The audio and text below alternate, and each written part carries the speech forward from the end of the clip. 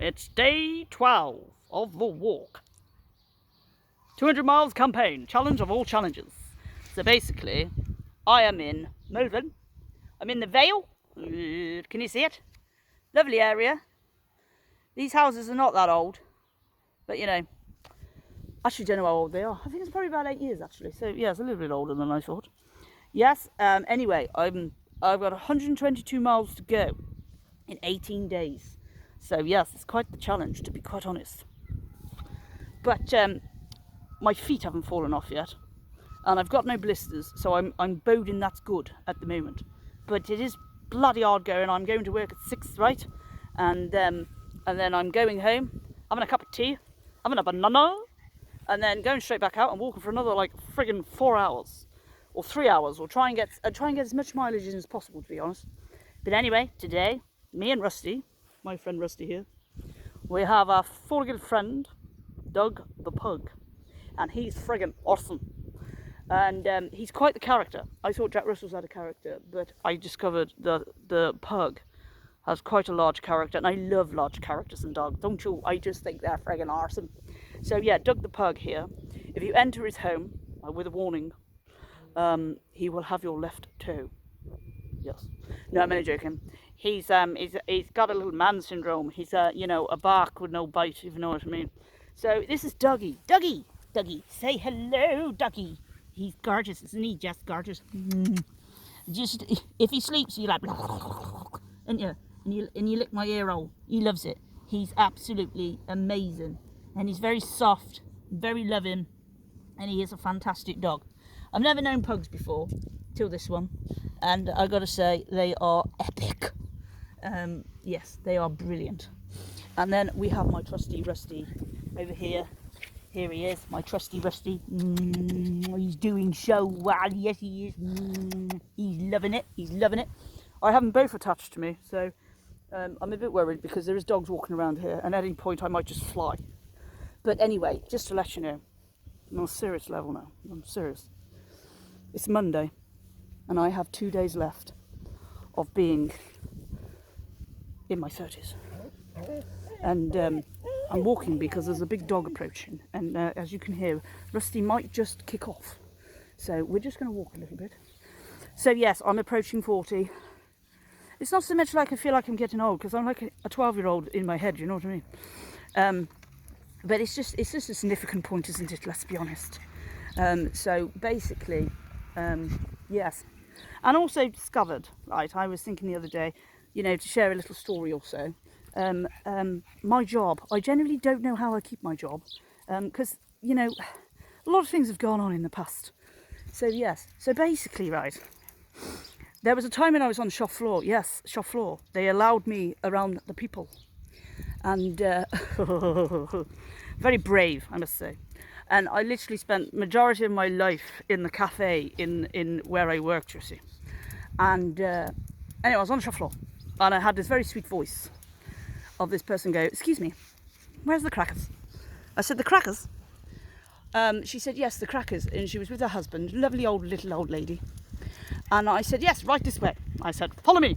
So off we trotted. So as we walked, obviously you can't just storm off because you lose them and they can't keep up. So that's just a little unfair.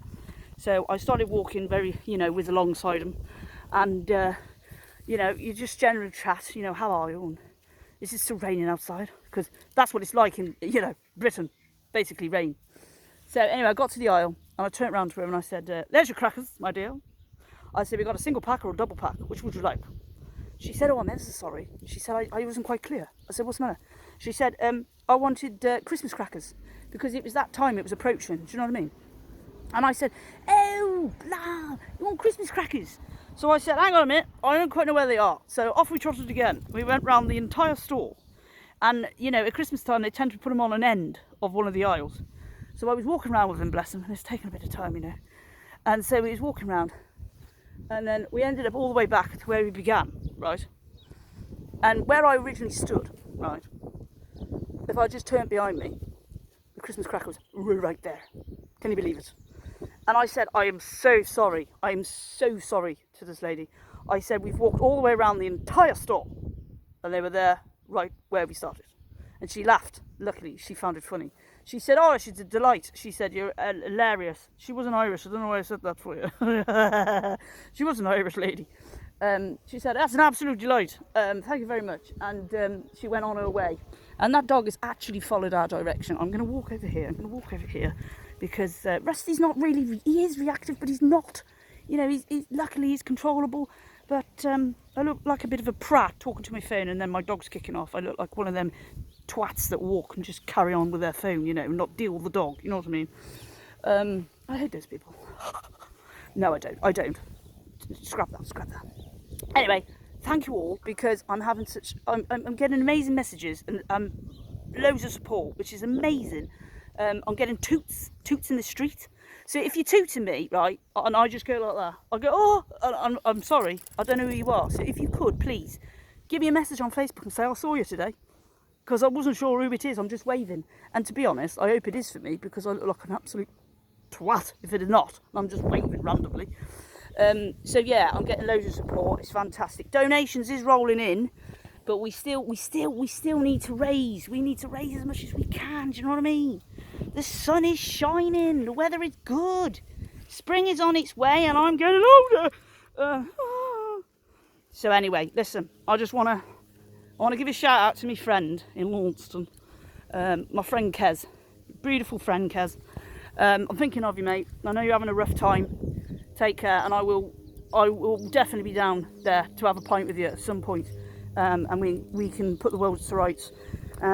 Also, my best friend Claire up in Scotland, have a wee dram now. She moved to Scotland when she was when I was 16 or 15. I think that's when she left. We met in a sandpit when we were like 4. But I find that I have my friends move away from me. What's that all about? I think it's a sign or some sort. But yeah, Marley and Zach, they are growing. They are awesome, Claire. But anyway, all the adoptees, all the High Hopes adoptees, I want to say a big, massive hello to you guys. It's like a little community we got going, isn't it? You know, we're all there to help each other out. It's bloody brilliant. So that's another reason for High Hopes, you know what I'm saying? There's like a community been built. It's like a bit of a gang, you know what I mean? Bit of a gang, bit of a geezer, you know what I mean? High Hopes, HH. So, anyway, I'm going off one here, and I haven't had a drink, honest. I'm literally stone sober.